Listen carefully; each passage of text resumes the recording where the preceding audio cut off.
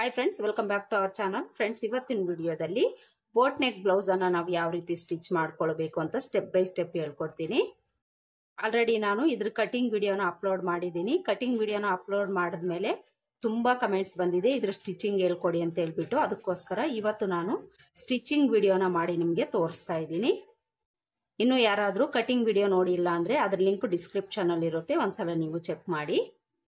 Stitching ಅಲ್ಲಿ ಮೊದಲಿಗೆ ನಾವು ಸ್ಲೀವ್ಸ್ ಅನ್ನ ಸ್ಟಿಚ್ ಮಾಡ್ಕೊಳ್ಳೋಣ. ಸ್ಲೀವ್ಸ್ ಗೆ ಪೀಸ್ ಜಾಯಿಂಟ್ ಬೀಳುತ್ತೆ, ಅದಕ್ಕೋಸ್ಕರ ಸ್ಲೀವ್ಸ್ ಅನ್ನ ನಾವು ಸ್ಟಿಚ್ ಮಾಡ್ಕೊಳ್ಳೋಣ. ಮೊದಲಿಗೆ ಲೈನಿಂಗ್ ತಗೊಂಡು ಇದಕ್ಕೆ ನಾವು ಪೀಸ್ ಅನ್ನ ಜಾಯಿಂಟ್ ಮಾಡ್ಕೊಳ್ಬೇಕು. ಒಂದು ಸ್ಲೀವ್ಸ್ ಅನ್ನ ತಗೊಂಡು ಮೊದಲಿಗೆ ಒಂದು ಪೀಸ್ ತಗೊಂಡು ಈ ರೀತಿ ಇಟ್ಕೊಂಡು 1/4 ಇಂಚ್ ಮಾರ್ಜಿನ್ ಇಟ್ಕೊಂಡು ಸ್ಟಿಚ್ ಮಾಡ್ಕೊಳ್ಬೇಕು. ಒಂದು ಸ್ಲೀವ್ಸ್ಗೆ ಈ ತರ ಪೀಸ್ ಜಾಯಿಂಟ್ ಮಾಡ್ಕೊಂಡು ಈಗ ಇನ್ನೊಂದು ಸ್ಲೀವ್ಸ್ ತಗೊಂಡು ಇದ್ರ ಆಪೋಸಿಟ್ ಅಲ್ಲಿ ಇಟ್ಕೊಳ್ಬೇಕು. ಆಪೋಸಿಟ್ ಅಲ್ಲಿ ಇಟ್ಕೊಂಡು ನೀವು ಪೀಸ್ ಅನ್ನ ಜಾಯಿಂಟ್ ಮಾಡ್ಕೊಳ್ಳಿ. ಮತ್ತೆ ನೀವು ಮೈನ್ ಫ್ಯಾಬ್ರಿಕ್ಗೆ ಲೈನಿಂಗ್ ಅಟ್ಯಾಚ್ ಮಾಡ್ಕೊಳ್ಳೋವಾಗ ನೋಡ್ಕೊಳ್ಳೋ ಅವಶ್ಯಕತೆ ಇರೋದಿಲ್ಲ. ಅದಕ್ಕೋಸ್ಕರ ಮೊದಲೇ ನೀವು ಪೀಸ್ ಜಾಯಿಂಟ್ ಮಾಡ್ಕೊಳ್ಳೋವಾಗ ಈ ರೀತಿ ನೋಡ್ಕೊಂಡು ಸ್ಟಿಚ್ ಮಾಡ್ಕೊಳ್ಳಿ. ಈ ತರ ಸ್ಟಿಚ್ ಮಾಡ್ಕೊಂಡು ಈಗ ಇನ್ನೊಂದು ಕಡೆ ಪೀಸ್ ಅನ್ನ ಜಾಯಿಂಟ್ ಮಾಡ್ಕೊಳ್ಬೇಕು. ಎರಡೂ ಕಡೆ ಈ ತರ ಪೀಸ್ ಅನ್ನ ಜಾಯಿಂಟ್ ಮಾಡ್ಕೊಂಡು ಈ ಪೀಸ್ ಅನ್ನ ಈ ರೀತಿ ಓಪನ್ ಮಾಡ್ಕೊಂಡು ಇದ್ರ ಮೇಲೆ ಎಡ್ಜಿಗೆ ಒಂದು ಟಾಪ್ ಸ್ಟಿಚ್ ಹಾಕೊಳ್ಬೇಕು. ಎರಡೂ ಕಡೆನೂ ಸೇಮ್ ಇದೇ ತರ ಸ್ಟಿಚ್ ಮಾಡ್ಕೊಳ್ಬೇಕು.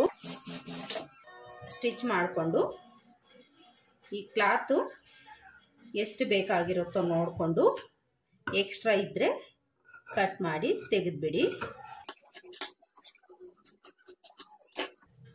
ಎರಡು ಸ್ಲೀವ್ಸ್ಗೂ ಈ ರೀತಿ ನಾವು ಮೊದಲು ಪೀಸನ್ನ ಜಾಯಿಂಟ್ ಮಾಡ್ಕೊಳ್ಬೇಕು.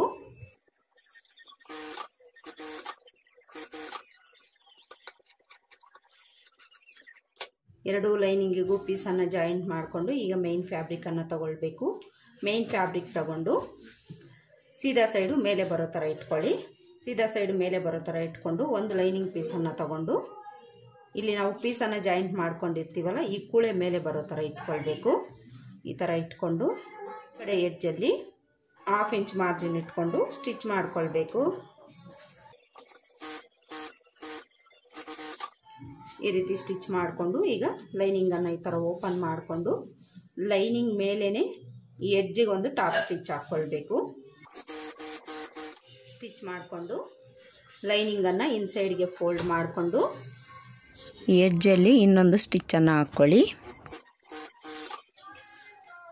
ಈ ಥರ ಲೈನಿಂಗನ್ನು ಇನ್ಸೈಡ್ಗೆ ನೀಟಾಗಿ ಫೋಲ್ಡ್ ಮಾಡಿಕೊಂಡು ಸ್ಟಿಚ್ ಮಾಡ್ಕೊಂಡಾದಮೇಲೆ ಲೈನಿಂಗು ಮೈನ್ ಫ್ಯಾಬ್ರಿಕನ್ನು ಜಾಯಿಂಟ್ ಮಾಡಿಕೊಂಡು ಸುತ್ತಲೂ ಒಂದು ಸ್ಟಿಚ್ ಹಾಕ್ಕೊಳ್ಬೇಕು. ಲೈನಿಂಗನ್ನು ಲೂಸ್ ಬಿಡದೆ ನೀಟಾಗಿ ಸರಿ ಮಾಡಿಕೊಂಡು ಸ್ಟಿಚ್ ಮಾಡ್ಕೊಳ್ಳಿ.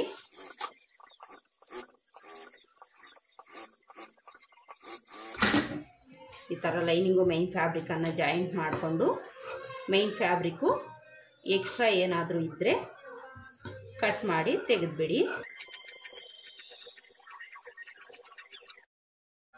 ಎಕ್ಸ್ಟ್ರಾ ಕ್ಲಾತನ್ನು ಕಟ್ ಮಾಡಿಕೊಂಡು ಮಿಡಲ್ಗೆ ನ್ಯಾಚ್ ಹಾಕ್ಕೊಳ್ಳಿ. ಫ್ರಂಟ್ ಶೇಪ್ ಕಡೆ ನ್ಯಾಚ್ ಹಾಕ್ಕೊಳ್ಳಿ.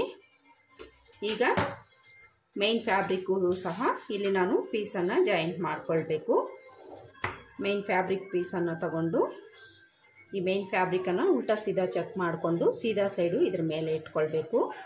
ಈ ರೀತಿ ನೀವು ಲೈನಿಂಗ್ ಅಟ್ಯಾಚ್ ಮಾಡ್ಕೊಂಡ ಮೇಲೇನೂ ಸಹ ಮೈನ್ ಫ್ಯಾಬ್ರಿಕ್ಕಿಗೆ ಪೀಸನ್ನು ಜಾಯಿಂಟ್ ಮಾಡ್ಕೊಳ್ಬೋದು. ಇವೆರಡೂ ಎಡ್ಜನ್ನು ಈಕ್ವಲ್ ಆಗಿ ಇಟ್ಕೊಂಡು ಒಂದು 1/4 ಇಂಚ್ ಮಾರ್ಜಿನ್ ಇಟ್ಕೊಂಡು ಸ್ಟಿಚ್ ಮಾಡ್ಕೊಳ್ಬೇಕು. ಸ್ಟಿಚ್ ಮಾಡಿಕೊಂಡು ಈ ಕ್ಲಾತನ್ನು ಈ ರೀತಿ ಓಪನ್ ಮಾಡಿಕೊಂಡು ಮೇಲೆ ಒಂದು ಟಾಪ್ ಸ್ಟಿಚ್ ಹಾಕ್ಕೊಳ್ಬೇಕು. ಈಗ ಲೈನಿಂಗು ಮೈನ್ ಫ್ಯಾಬ್ರಿಕನ್ನು ಜಾಯಿಂಟ್ ಮಾಡಿಕೊಂಡು ಒಂದು ಸ್ಟಿಚ್ ಹಾಕ್ಕೊಳ್ಬೇಕು.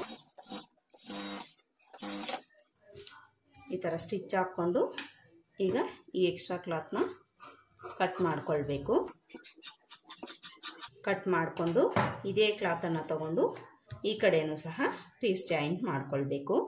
ಹಾಗೆಯೇ ಫ್ರೆಂಡ್ಸ್, ಇನ್ನೂ ಯಾರಾದರೂ ನನ್ನ ಚಾನಲ್ನ ಸಬ್ಸ್ಕ್ರೈಬ್ ಮಾಡ್ಕೊಳ್ದೇ ಇದ್ದರೆ ಸಬ್ಸ್ಕ್ರೈಬ್ ಮಾಡಿಕೊಂಡು ಪಕ್ಕದಲ್ಲಿರೋ ಬೆಲ್ಲೈಕನ್ನ ಕ್ಲಿಕ್ ಮಾಡಿ ಆಲ್ ಅನ್ನೋ ಆಪ್ಷನ್ನ ಸೆಲೆಕ್ಟ್ ಮಾಡಿ ಇಟ್ಕೊಳ್ಳಿ. ನಾನು ಯಾವುದೇ ವಿಡಿಯೋ ಅಪ್ಲೋಡ್ ಮಾಡಿದ್ರೂ ಮೊದಲು ನಿಮಗೆ ನೋಟಿಫಿಕೇಶನ್ ಬರುತ್ತೆ. ಇಲ್ಲಿ ಮೈನ್ ಫ್ಯಾಬ್ರಿಕ್ ಪೀಸು ಸಹ ನಾವು ಜಾಯಿಂಟ್ ಮಾಡ್ಕೊಂಡಾಯಿತು.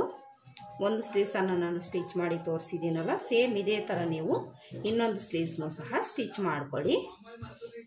ನೋಡಿ, ಈ ಥರ ಎರಡೂ ಸ್ಲೀವ್ಸನ್ನು ಸ್ಟಿಚ್ ಮಾಡ್ಕೊಂಡಾದ್ಮೇಲೆ ಸ್ಲೀವ್ಸನ್ನು ಪಕ್ಕಕ್ಕಿಟ್ಟು ಬಾಡಿ ಪಾರ್ಟ್ಸನ್ನು ಸ್ಟಿಚ್ ಮಾಡ್ಕೊಳ್ಬೇಕು. ಈ ಬಾಡಿ ಪಾರ್ಟ್ಸಲ್ಲಿ ಮೊದಲಿಗೆ ನಾವು ಬ್ಯಾಕ್ ಪಾರ್ಟನ್ನು ಸ್ಟಿಚ್ ಮಾಡ್ಕೊಳ್ಳೋಣ. ಬ್ಯಾಕ್ ಪಾರ್ಟಲ್ಲಿ ನಾನು ಸಿಂಪಲ್ ಡಿಸೈನ್ ಇಡ್ತಾ ಇದ್ದೀನಿ ಅಂತ ಹೇಳಿದ್ದೀನಲ್ಲ, ಈ ಡಿಸೈನನ್ನು ನಾವು ಸ್ಟಿಚ್ ಮಾಡ್ಕೊಳ್ಳೋದಕ್ಕೆ ಪೇಪರ್ ಕ್ಯಾನ್ವಾಸನ್ನು ತಗೊಳ್ಬೇಕು.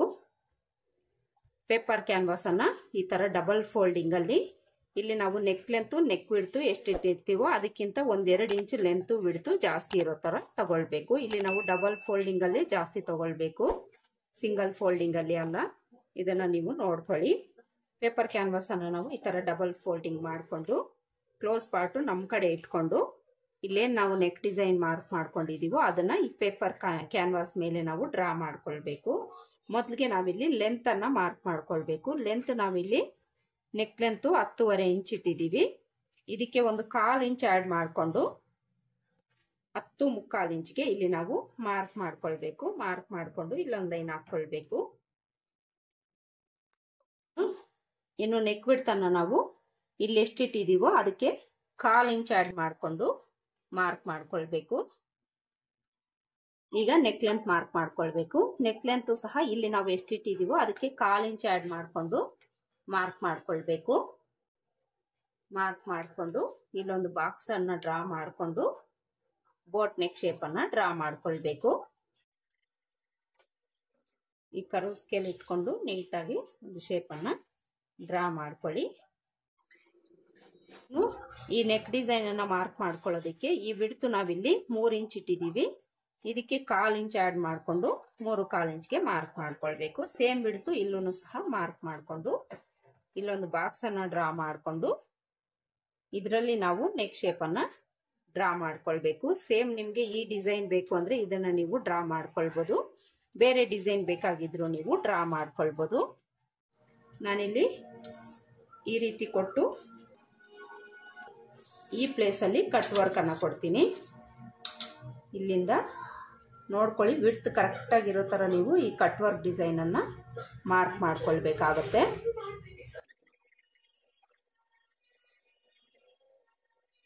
ನೋಡಿ, ಈ ಥರ ಡಿಸೈನ್ ಅನ್ನ ನಾನು ಇಡ್ತಾ ಇದ್ದೀನಿ.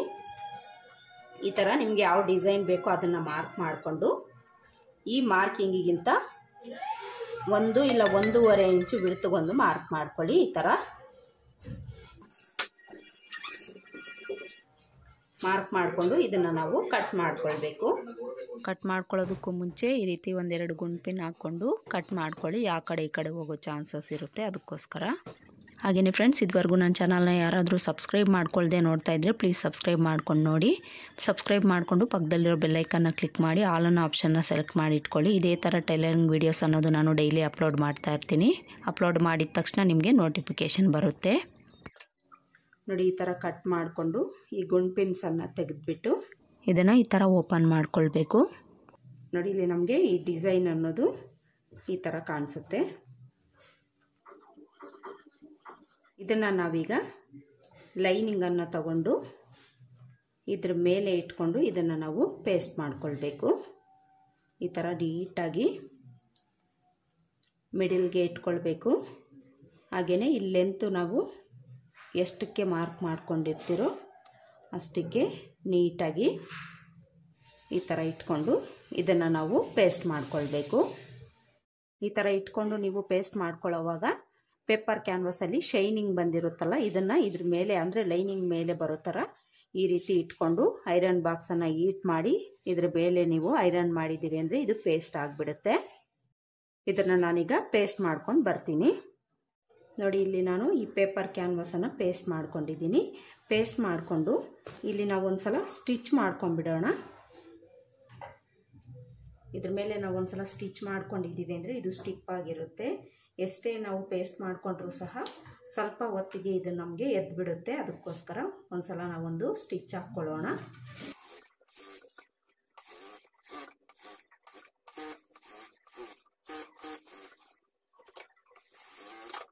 ಈ ಥರ ಸ್ಟಿಚ್ ಹಾಕ್ಕೊಂಡು ಈಗ ಮೇನ್ ಫ್ಯಾಬ್ರಿಕ್ ತಗೊಳ್ಬೇಕು.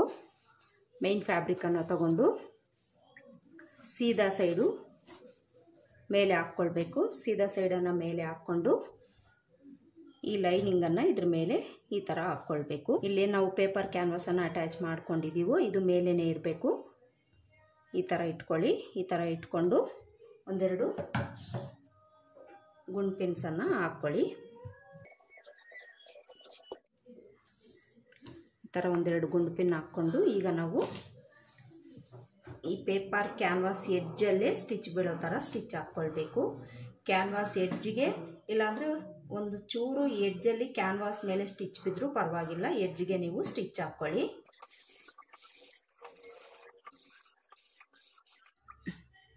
ಈ ರೀತಿ ನೀವು ಈ ಮೂಲೆಗಳಲ್ಲಿ ನೀಡಲನ್ನು ಇಳಿಸ್ಕೊಂಡು ತಿರುಗಿಸ್ಕೊಂಡು ಸ್ಟಿಚ್ ಹಾಕ್ಕೊಳ್ಬೇಕು.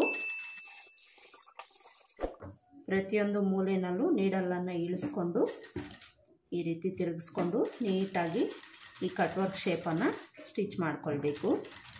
ಇಲ್ಲಿ ನಾನು ಯಾವ ರೀತಿ ಸ್ಟಿಚ್ ಮಾಡ್ತಾ ಇದ್ದೀನೋ ನೀಟಾಗಿ ನೋಡ್ಕೊಳ್ಳಿ. ಮೂಲೆಗಳು ಬಂದಾಗ ನೀಡಲ್ ಒಳಗಡೆನೆ ಇಟ್ಕೊಂಡು ಟೆನ್ಷನ್ ಮೇಲೆ ಕೆತ್ತಿ ಈ ರೀತಿ ತಿರುಗಿಸ್ಕೊಂಡು ನಾವು ನೀಟಾಗಿ ಈ ಕಟ್ ವರ್ಕ್ ಶೇಪನ್ನು ಸ್ಟಿಚ್ ಮಾಡ್ಕೊಳ್ಬೇಕು. ಆಗಲೇ ಕಟ್ ವರ್ಕ್ ಶೇಪ್ ಅನ್ನೋದು ನಮಗೆ ನೀಟ್ ಫಿನಿಶಿಂಗ್ ಬರುತ್ತೆ.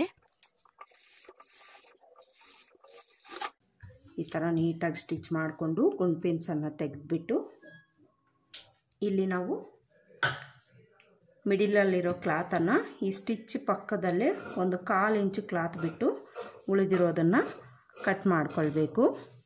ಈ ಕಟ್ ವರ್ಕ್ ಶೇಪ್ಗಳ ಹತ್ರ ಈ ಕಟ್ ವರ್ಕ್ ಶೇಪ್ ಯಾವ ಥರ ಇರುತ್ತೆ ಅದೇ ಥರ ಒಂದು 1/4 ಇಂಚು ಕ್ಲಾತ್ ಬಿಟ್ಟು ಉಳಿದಿರೋದನ್ನು ನೀಟಾಗಿ ಕಟ್ ಮಾಡ್ಕೊಳ್ಬೇಕು. ಈ ಥರ ನೀಟಾಗಿ ಮಧ್ಯದಲ್ಲಿರೋ ಕ್ಲಾತನ್ನು ಕಟ್ ಮಾಡಿಕೊಂಡು ಈ ರೌಂಡ್ ಶೇಪ್ ಹತ್ರ ಈ ರೀತಿ ಕಟ್ಸಿಟ್ಕೊಳ್ಳಿ. ಕಟ್ಸಿಟ್ಕೊಳ್ಳೋವಾಗ ಸ್ಟಿಚ್ ಕಟ್ ಆಗಬಾರ್ದು, ಕಟ್ ಆಗ್ದಂಗೆ ಈ ರೀತಿ ಕಟ್ಸನ್ನು ಇಟ್ಕೊಳ್ಬೇಕು. ಈ ಕಾರ್ನರ್ಗಳಲ್ಲೂ ಸಹ ಈ ರೀತಿ ಕಟ್ಸ್ ಹಾಕ್ಕೊಳ್ಳಿ.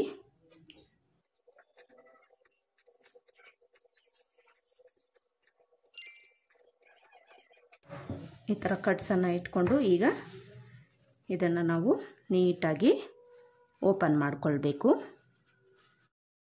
ಈ ಮೂಲೆ ನೀಟಾಗಿ ಬರೋ ಥರ ಓಪನ್ ಮಾಡ್ಕೊಳ್ಳಿ. ಹಾಗೆಯೇ ಈ ಕಟ್ ವರ್ಕ್ ಶೇಪ್ಸ್ ಇರುತ್ತಲ್ಲ ಇದನ್ನು ಸಹ ನೀಟಾಗಿ ಈ ರೀತಿ ಓಪನ್ ಮಾಡಿಕೊಳ್ಬೇಕು.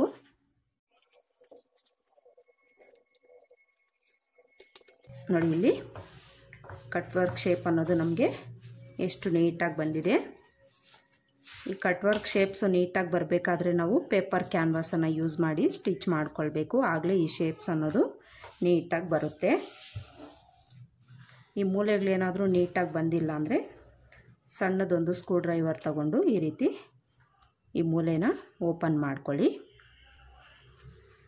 ಈ ಥರ ನೀಟಾಗಿ ಓಪನ್ ಮಾಡಿಕೊಂಡು ಈಗ ನಾವು ಇದ್ರ ಮೇಲೆ ಒಂದು ಟಾಪ್ ಸ್ಟಿಚ್ ಹಾಕ್ಕೊಳ್ಬೇಕು. ಟಾಪ್ ಸ್ಟಿಚ್ ಹಾಕ್ಕೊಳ್ಳೋವಾಗ ಉಲ್ಟಾ ಸೈಡ್ಗೆ ತಿರುಗಿಸ್ಕೊಳ್ಳಿ. ಉಲ್ಟಾ ಸೈಡ್ಗೆ ತಿರುಗಿಸ್ಕೊಂಡು ಲೈನಿಂಗ್ ಅನ್ನೋದು ಟಾಪ್ ಸೈಡಲ್ಲಿ ಕಾಣಿಸದೆ ನೀಟಾಗಿ ನೀವು ಸ್ಟಿಚ್ ಮಾಡಿಕೊಳ್ಬೇಕು.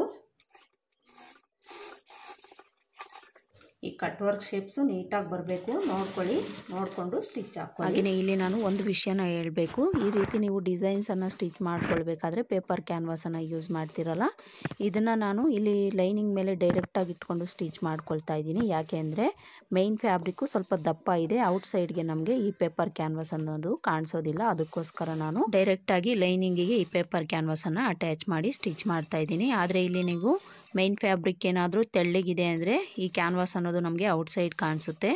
ಮೊದಲು ನೀವು ಲೈನಿಂಗು ಮೇನ್ ಫ್ಯಾಬ್ರಿಕನ್ನು ಅಟ್ಯಾಚ್ ಮಾಡಿಕೊಂಡು ಡಿಸೈನ್ ಸ್ಟಿಚ್ ಮಾಡ್ಕೊಳ್ಳೋದಕ್ಕೆ ಪೇಪರ್ ಕ್ಯಾನ್ವಾಸ್ಗೆ ಎಕ್ಸ್ಟ್ರಾ ಕ್ಲಾತನ್ನು ತೊಗೊಂಡು ನೀವು ಸ್ಟಿಚ್ ಮಾಡ್ಕೊಳ್ಬೇಕಾಗುತ್ತೆ. ಅದ್ರ ಪ್ರಾಸೆಸ್ ಬೇರೆ ಥರ ಇರುತ್ತೆ. ಆಲ್ರೆಡಿ ನಾನು ಅದನ್ನು ಆ ರೀತಿ ಯಾವ ರೀತಿ ಸ್ಟಿಚ್ ಮಾಡ್ಕೊಳ್ಬೇಕು ಅಂತಲೂ ಸಹ ತಿಳಿಸಿದ್ದೀನಿ. ಒಂದು ಸಲ ನನ್ನ ಚಾನಲ್ಗೆ ವಿಸಿಟ್ ಮಾಡಿ ನೀವು ಚೆಕ್ ಮಾಡಿ. ನೋಡಿ, ಈ ಥರ ಸ್ಟಿಚ್ ಮಾಡ್ಕೊಂಡ್ಮೇಲೆ ಈ ಡಿಸೈನ್ ನಮಗೆ ಈ ಥರ ಕಾಣಿಸ್ತಿದೆ. ಕಟ್ ವರ್ಕ್ ಶೇಪು ಸಹ ತುಂಬಾ ನೀಟಾಗಿ ಬಂದಿದೆ. ಈ ರೀತಿ ನಾವು ನೆಕ್ ಡಿಸೈನನ್ನು ಸ್ಟಿಚ್ ಮಾಡ್ಕೊಂಡಾದಮೇಲೆ ಲೈನಿಂಗು ಮೈನ್ ಫ್ಯಾಬ್ರಿಕನ್ನು ಜಾಯಿಂಟ್ ಮಾಡಿಕೊಂಡು ಸುತ್ತಲೂ ಒಂದು ಸ್ಟಿಚ್ ಹಾಕ್ಕೊಂಡು ಎಕ್ಸ್ಟ್ರಾ ಕ್ಲಾತನ್ನು ಕಟ್ ಮಾಡಿಕೊಳ್ಬೇಕು. ನೋಡಿ, ಇಲ್ಲಿ ನಾನು ಲೈನಿಂಗು ಮೈನ್ ಫ್ಯಾಬ್ರಿಕನ್ನು ಜಾಯಿಂಟ್ ಮಾಡಿಕೊಂಡು ಸುತ್ತಲೂ ಇರೋ ಎಕ್ಸ್ಟ್ರಾ ಕ್ಲಾತನ್ನು ಕಟ್ ಮಾಡ್ಕೊಂಡಿದ್ದೀನಿ.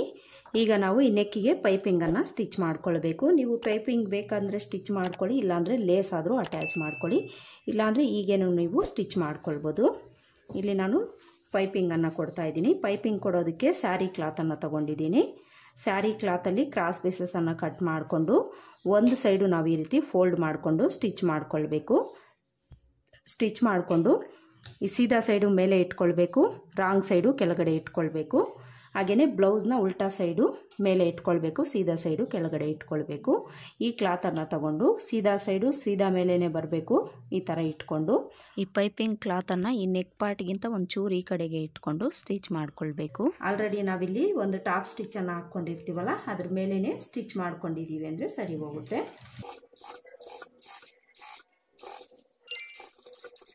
ಈ ಮೂಲೆಗಳಲ್ಲಿ ನೀಡಲನ್ನು ಇಳಿಸ್ಕೊಂಡು ಈ ಕ್ಲಾತನ್ನು ಈ ರೀತಿ ತಿರುಗಿಸ್ಕೊಳ್ಳಿ.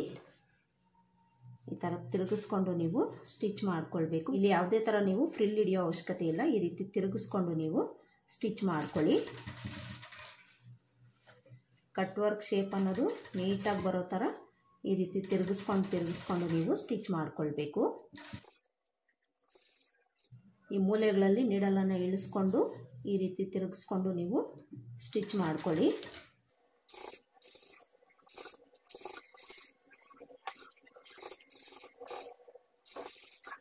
ಪ್ರತಿಯೊಂದು ಮೂಲೆನಲ್ಲೂ ಸಹ ನೀಡಲನ್ನು ಇಳಿಸ್ಕೊಂಡು ಈ ಥರ ತಿರುಗಿಸ್ಕೊಂಡು ನೀಟಾಗಿ ಸ್ಟಿಚ್ ಮಾಡ್ಕೊಳ್ಳಿ. ನೀಟಾಗಿ ಬರುತ್ತೆ. ಆಗಲೇ ಹೇಳ್ದಂಗೆ ಈ ಕ್ಲಾತ್ ಅನ್ನೋದು ಈ ನೆಕ್ಕಿಗಿಂತ ಒಂದು ಸ್ವಲ್ಪ ಈ ಕಡೆಗೆ ಇಟ್ಕೊಂಡು ನಾವು ಸ್ಟಿಚ್ ಮಾಡ್ಕೊಳ್ಬೇಕು. ನೋಡಿ, ಈ ಥರ ಸ್ಟಿಚ್ ಮಾಡಿಕೊಂಡು ಈ ಮೂಲೆಗಳೇನಿರುತ್ತೋ ಇಲ್ಲಿ ಈ ಕ್ಲಾತ್ಗೆ ಈ ರೀತಿ ಕಟ್ಸಿಟ್ಕೊಳ್ಳಿ. ಈ ಥರ ಕಟ್ಸಿಟ್ಕೊಂಡು ಈಗ ಸೀದಾ ಸೈಡ್ಗೆ ತಿರುಗಿಸ್ಕೊಂಡು ಇದನ್ನು ನಾವು ನೀಟಾಗಿ ಈ ರೀತಿ ಫೋಲ್ಡ್ ಮಾಡಿಕೊಂಡು ಪೈಪಿಂಗನ್ನು ಸ್ಟಿಚ್ ಮಾಡ್ಕೊಳ್ಬೇಕು. ಈ ಮೂಲೆಗಳಲ್ಲಿ ನೀಟಾಗಿ ಕ್ಲಾತ್ನ ಈ ರೀತಿ ಓಪನ್ ಮಾಡಿಕೊಂಡು ಸ್ಟಿಚ್ ಮಾಡ್ಕೊಳ್ಳಿ. ನೀಟಾಗಿ ಬರುತ್ತೆ.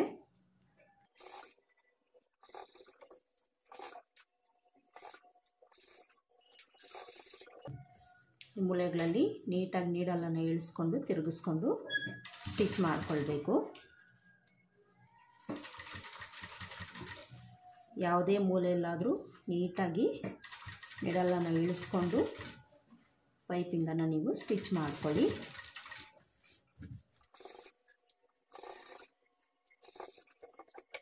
ಕೊನೆವರೆಗೂ ಇದೇ ಥರ ನೀವು ಪೈಪಿಂಗನ್ನು ಸ್ಟಿಚ್ ಮಾಡ್ಕೊಳ್ಬೇಕು.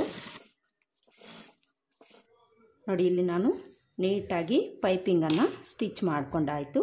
ಈ ಥರ ಪೈಪಿಂಗನ್ನು ಕೊಟ್ಟಾದಮೇಲೆ ಬ್ಯಾಕ್ ಪಾರ್ಟಲ್ಲಿ ನಾವು ಡಾಟ್ಸನ್ನು ಸ್ಟಿಚ್ ಮಾಡಿಕೊಂಡು ಸೊಂಟದ ಪಟ್ಟಿನ ಸ್ಟಿಚ್ ಮಾಡ್ಕೊಳ್ಬೇಕು. ಬ್ಯಾಕ್ ಡಾಟ್ಸನ್ನು ಯಾವ ರೀತಿ ಹಿಡಿಬೇಕು, ಸೊಂಟದ ಪಟ್ಟಿ ಯಾವ ರೀತಿ ಸ್ಟಿಚ್ ಮಾಡ್ಕೊಳ್ಬೇಕು ಅಂತ ಆಲ್ರೆಡಿ ತುಂಬ ವಿಡಿಯೋಸಲ್ಲಿ ಹೇಳ್ಕೊಟ್ಟಿರೋದ್ರಿಂದ ಈ ವಿಡಿಯೋದಲ್ಲಿ ನಾನು ತೋರಿಸ್ತಾ ಇಲ್ಲ. ನೆಕ್ಸ್ಟು ನಾವೀಗ ಫ್ರಂಟ್ ಪಾರ್ಟ್ಸನ್ನು ಸ್ಟಿಚ್ ಮಾಡ್ಕೊಳ್ಳೋಣ. ಫ್ರಂಟ್ ಪಾರ್ಟಲ್ಲಿ ನಾವು ಪ್ರಿನ್ಸ್ ಕಟ್ಟನ್ನು ಕೊಡ್ತಾ ಇರೋದ್ರಿಂದ ಪ್ರಿನ್ಸ್ ಕಟ್ ಪಾರ್ಟನ್ನು ಪಕ್ಕಕ್ಕಿಟ್ಟು ಮೊದಲಿಗೆ ಈ ಮಿಡಿಲ್ ಪಾರ್ಟನ್ನು ತಗೊಳ್ಳೋಣ. ಈ ಮಿಡಿಲ್ ಪಾರ್ಟನ್ನು ತಗೊಂಡು ಇದರಲ್ಲಿ ಲೈನಿಂಗನ್ನು ತಗೊಂಡು ಈ ನೆಕ್ ಪಾರ್ಟನ್ನು ನಾವು ಮೊದಲಿಗೆ ಕಟ್ ಮಾಡ್ಕೊಳ್ಳೋಣ. ನೆಕ್ ಪಾರ್ಟನ್ನು ಈ ರೀತಿ ಕಟ್ ಮಾಡಿಕೊಂಡು ಈಗ ಮೇನ್ ಫ್ಯಾಬ್ರಿಕನ್ನು ತಗೊಂಡು ಈ ರೀತಿ ಸೀದಾ ಸೈಡ್ ಮೇಲೆ ಬರೋ ಥರ ಎರಡೂ ಪೀಸನ್ನು ಆಪೋಸಿಟಲ್ಲಿ ಹಾಕ್ಕೊಳ್ಬೇಕು. ಆಪೋಸಿಟಲ್ಲಿ ಹಾಕ್ಕೊಂಡು ಈ ಪೀಸಸನ್ನು ಸಹ ನಾವು ಈ ರೀತಿ ಆಪೋಸಿಟಲ್ಲಿ ಹಾಕ್ಕೊಳ್ಬೇಕು. ಈ ಥರ ಆಪೋಸಿಟಲ್ಲಿ ಹಾಕ್ಕೊಂಡು ಈ ನೆಕ್ ಪಾರ್ಟನ್ನು ನಾವು ಒಂದು 1/4 ಇಂಚ್ ಮಾರ್ಜಿನ್ ಇಟ್ಕೊಂಡು ಸ್ಟಿಚ್ ಮಾಡ್ಕೊಳ್ಬೇಕು. ನಾನಿಲ್ಲಿ ಸ್ಟಿಚ್ ಮಾಡಿ ತೋರಿಸ್ತೀನಿ, ನೋಡ್ಕೊಳ್ಳಿ. ಇನ್ನೊಂದು ಪಾರ್ಟ್ ತಗೊಂಡು ಇದನ್ನು ಸಹ ಈ ರೀತಿ ಸ್ಟಿಚ್ ಮಾಡ್ಕೊಳ್ಬೇಕು. ಆಪೋಸಿಟಲ್ಲೇ ಇಟ್ಕೊಳ್ಬೇಕು. ಆಪೋಸಿಟಲ್ಲಿ ಏನಾದರೂ ಇಟ್ಕೊಂಡಿಲ್ಲ ಅಂದರೆ ಎರಡೂ ಪೀಸು ಒಂದೇ ಕಡೆ ಬಂದುಬಿಡುತ್ತೆ. ಇದನ್ನು ನೀವು ಚೆಕ್ ಮಾಡಿಕೊಂಡು ಸ್ಟಿಚ್ ಮಾಡ್ಕೊಳ್ಬೇಕು. ಈ ಥರ ಎರಡೂ ಪೀಸಲ್ಲೂ ನೆಕ್ ಪಾರ್ಟನ್ನು ಸ್ಟಿಚ್ ಮಾಡಿಕೊಂಡು ಈ ಎಕ್ಸ್ಟ್ರಾ ಕ್ಲಾತನ್ನು ಲೈನಿಂಗ್ ಎಷ್ಟಿದೆ ಅಷ್ಟಕ್ಕೆ ಕಟ್ ಮಾಡ್ಕೊಳ್ಳಿ. ಕಟ್ ಮಾಡಿಕೊಂಡು ಲೈನಿಂಗನ್ನು ತೆಗೆದು ಈ ಲೈನಿಂಗ್ ಮೇಲೆ ಎಡ್ಜಿಗೊಂದು ಟಾಪ್ ಸ್ಟಿಚ್ ಹಾಕ್ಕೊಳ್ಬೇಕು. ಈ ಥರ ಸ್ಟಿಚ್ ಮಾಡಿಕೊಂಡು ಲೈನಿಂಗನ್ನು ಇನ್ಸೈಡ್ಗೆ ಫೋಲ್ಡ್ ಮಾಡಿ ಮೇಲೆ ಒಂದು ಟಾಪ್ ಸ್ಟಿಚ್ ಹಾಕ್ಕೊಳ್ಳಿ. ಈ ರೀತಿ ಸ್ಟಿಚ್ ಮಾಡಿಕೊಂಡು ಈಗ ಲೈನಿಂಗು ಮೈನ್ ಫ್ಯಾಬ್ರಿಕನ್ನು ಜಾಯಿಂಟ್ ಮಾಡಿಕೊಂಡು ಸುತ್ತಲೂ ಒಂದು ಸ್ಟಿಚ್ ಹಾಕ್ಕೊಳ್ಬೇಕು.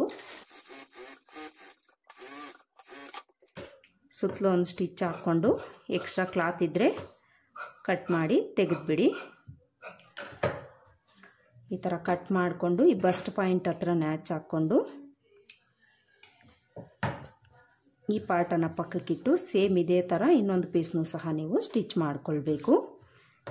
ನೋಡಿ, ಎರಡೂ ಪೀಸ್ನು ಇದೇ ಥರ ನಾವು ಸ್ಟಿಚ್ ಮಾಡಿಕೊಂಡು ಈ ನೆಕ್ ಪಾರ್ಟ್ಗೆ ಪೈಪಿಂಗನ್ನು ಸ್ಟಿಚ್ ಮಾಡಿಕೊಳ್ಬೇಕು. ಬ್ಯಾಕ್ ಪಾರ್ಟಲ್ಲಿ ತೋರಿಸಿದ್ದೀನಲ್ಲ ನಾನು ಪೈಪಿಂಗ್ ಯಾವ ರೀತಿ ಸ್ಟಿಚ್ ಮಾಡಿಕೊಳ್ಬೇಕು ಅಂತ, ಸೇಮ್ ಅದೇ ಥರ ಇಲ್ಲೂ ಸಹ ನಾವು ಸ್ಟಿಚ್ ಮಾಡಿಕೊಳ್ಬೇಕು. ನೋಡಿ, ಈ ಥರ ಪೈಪಿಂಗನ್ನು ಸ್ಟಿಚ್ ಮಾಡಿಕೊಂಡು ಈಗ ನಾವು ಈ ಪ್ರಿನ್ಸಸ್ ಕಟ್ ಪಾರ್ಟನ್ನು ತಗೊಂಡು ಇದನ್ನು ನಾವು ಲೈನಿಂಗು ಮೈನ್ ಫ್ಯಾಬ್ರಿಕನ್ನು ಜಾಯಿಂಟ್ ಮಾಡಿಕೊಳ್ಬೇಕು. ಲೈನಿಂಗು ಮೈನ್ ಫ್ಯಾಬ್ರಿಕನ್ನು ಜಾಯಿಂಟ್ ಮಾಡಿಕೊಳ್ಬೇಕಾದ್ರೆ ಮೈನ್ ಫ್ಯಾಬ್ರಿಕ್ಕು ಉಲ್ಟಾ ಸೈಡ್ ಮೇಲೆ ಬರೋ ಥರ ಹಾಕ್ಕೊಂಡು ಆಪೋಸಿಟಲ್ಲೇ ಹಾಕ್ಕೊಳ್ಬೇಕು. ಇದನ್ನು ಸಹ ಈ ಥರ ಹಾಕ್ಕೊಂಡು ಇದ್ರ ಮೇಲೆ ಲೈನಿಂಗನ್ನು ಈ ರೀತಿ ಇಟ್ಕೊಂಡು ಲೈನಿಂಗು ಮೈನ್ ಫ್ಯಾಬ್ರಿಕನ್ನು ಜಾಯಿಂಟ್ ಮಾಡಿಕೊಳ್ಬೇಕು. ಈ ರೀತಿ ಆಪೋಸಿಟಲ್ಲಿ ಇಟ್ಕೊಂಡೇ ಸ್ಟಿಚ್ ಮಾಡಿಕೊಳ್ಬೇಕು. ಇದನ್ನು ನೀವು ಗಮನಿಸ್ಕೊಳ್ಳಿ.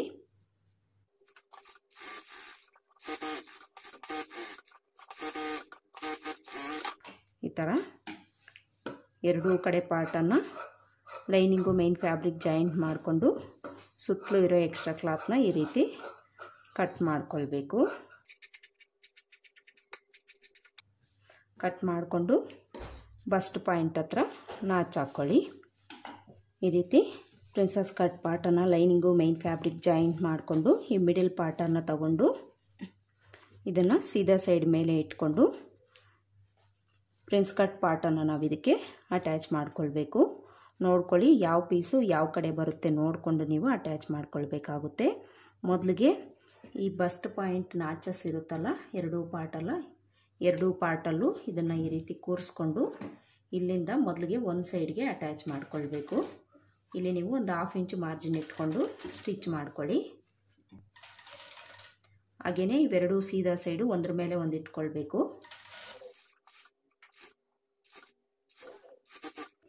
ಈ ರೀತಿ ಸ್ಟಿಚ್ ಮಾಡಿಕೊಂಡು ಈಗ ಈ ಕಡೆಗೆ ಈ ರೀತಿ ತಿರುಗಿಸ್ಕೊಂಡು ಇದ್ರ ಮೇಲೇ ಸ್ಟಿಚ್ ಮಾಡ್ಕೊಳ್ತಾ ಬರಬೇಕು. ಇಲ್ಲಿವರೆಗೂ ನಾವು ಸ್ಟಿಚ್ ಮಾಡ್ಕೊಂಡಿರ್ತೀವಲ್ಲ ಅಲ್ಲಿವರೆಗೂ ಸ್ಟಿಚ್ ಮಾಡ್ಕೊಂಡು ಬಂದು ಈ ರೀತಿ ತಿರುಗಿಸ್ಕೊಂಡು ಈ ಕಡೆಗೆ ಸ್ಟಿಚ್ ಮಾಡ್ಕೊಳ್ಬೇಕು. ಇಲ್ಲಿ ನೀಡಲನ್ನು ಇಳಿಸ್ಕೊಂಡು ನೀಟಾಗಿ ಈ ರೀತಿ ತಿರುಗಿಸ್ಕೊಂಡು ಸ್ಟಿಚ್ ಮಾಡ್ಕೊಳ್ಬೇಕು. ನೋಡಿ, ಈ ಥರ ನಾವು ಪ್ರಿನ್ಸಸ್ ಕಟ್ ಪಾರ್ಟನ್ನು ಸ್ಟಿಚ್ ಮಾಡಿಕೊಳ್ಬೇಕು. ಈ ಥರ ನೀವು ಸ್ಟಿಚ್ ಮಾಡಿಕೊಂಡಾಗ ಈ ಕಡೆ ನಿಮಗೆ ಹೆಚ್ಚು ಕಡಿಮೆ ಬಂದರೆ ಪ್ರಾಬ್ಲಮ್ ಏನೂ ಇಲ್ಲ. ಇದನ್ನು ನೀವು ಕಟ್ ಮಾಡಿ ತೆಗಿಬೋದು. ಈ ಕಡೆ ನಮಗೆ ಕರೆಕ್ಟಾಗಿ ಬರಬೇಕು. ಕರೆಕ್ಟಾಗಿ ಬಂದಿದೆ. ಕಟಿಂಗ್ ಮಾಡ್ಕೊಳ್ಳೋವಾಗ ಈ ಪ್ರಿನ್ಸಸ್ ಕಟ್ ಪಾರ್ಟಲ್ಲಿ ನಾವು ಒಂದು ಟಿಪ್ಪನ್ನು ಫಾಲೋ ಮಾಡಬೇಕು ಅಂತ ಹೇಳಿದ್ದೀನಲ್ಲ, ಆ ಟಿಪ್ಪನ್ನು ನೀವು ಫಾಲೋ ಮಾಡಿದ್ದೀರಿ ಅಂದರೆ ಇಲ್ಲಿ ನಿಮಗೆ ಹೆಚ್ಚು ಕಡಿಮೆ ಬರದೆ ಕರೆಕ್ಟಾಗಿ ಬರುತ್ತೆ. ಕಟಿಂಗ್ ವಿಡಿಯೋ ಇನ್ನೂ ಯಾರಾದರೂ ನೋಡಿಲ್ಲ ಅಂದರೆ ಡಿಸ್ಕ್ರಿಪ್ಷನಲ್ಲಿ ಲಿಂಕ್ ಇರುತ್ತೆ, ಒಂದು ಸಲ ನೀವು ಚೆಕ್ ಮಾಡ್ಬೋದು. ಈ ರೀತಿ ಸ್ಟಿಚ್ ಮಾಡಿಕೊಂಡು ಈಗ ಇದ್ರ ಮೇಲೆ ನಾವು ಇನ್ನೊಂದು ಸ್ಟಿಚ್ ಹಾಕ್ಕೊಳ್ಬೇಕು. ಅಂದರೆ ಇಲ್ಲಿ ನಾವು ಡಬಲ್ ಸ್ಟಿಚ್ ಹಾಕ್ಕೊಳ್ಬೇಕು.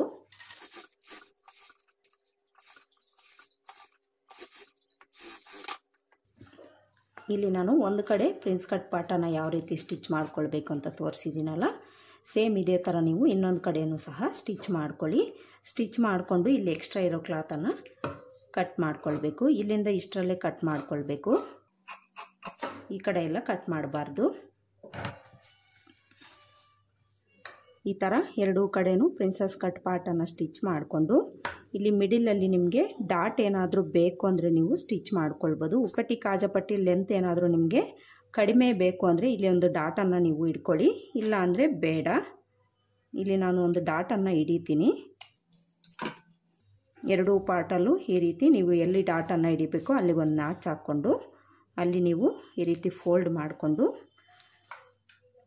ನಾರ್ಮಲಾಗಿ ನಾವು ಡಾಟ್ಸ್ ಬ್ಲೌಸಲ್ಲಿ ಉಕ್ಸ್ಪಟ್ಟಿ ಕಡೆ ಡಾಟನ್ನು ಯಾವ ರೀತಿ ಸ್ಟಿಚ್ ಮಾಡ್ಕೊಳ್ತೀವೋ ಅದೇ ಥರ ಇಲ್ಲಿ ನಾವು ಸ್ಟಿಚ್ ಮಾಡ್ಕೊಳ್ಬೇಕು.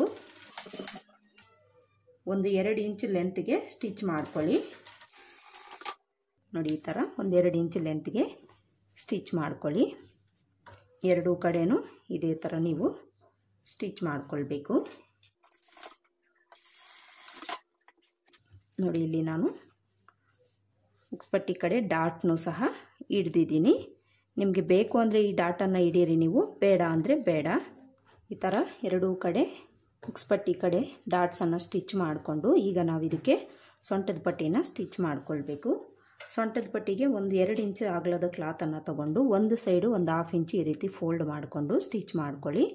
ಸ್ಟಿಚ್ ಮಾಡಿಕೊಂಡು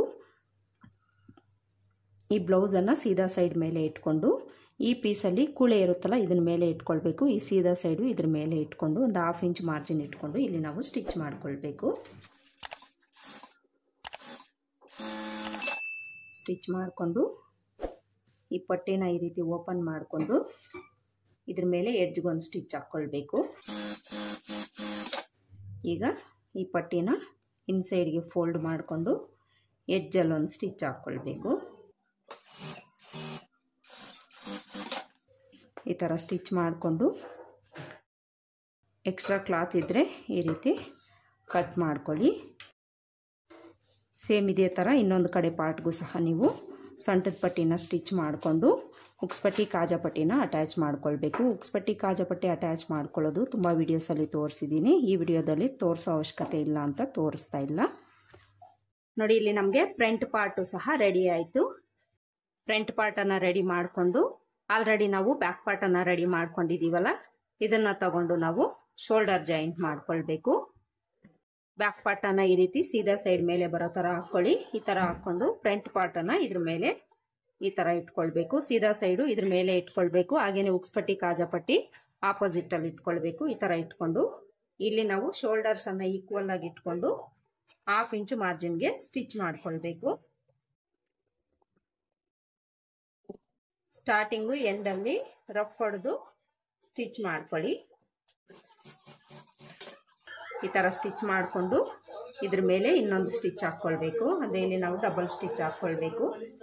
ಈ ಕಡೆನೂ ಅಷ್ಟೇ 2 ಶೋಲ್ಡರ್ಸು ಈಕ್ವಲ್ ಆಗಿ ಇಟ್ಕೊಂಡು 1/2 ಇಂಚ್ ಮಾರ್ಜಿನ್ಗೆ ಸ್ಟಿಚ್ ಮಾಡ್ಕೊಳ್ಬೇಕು.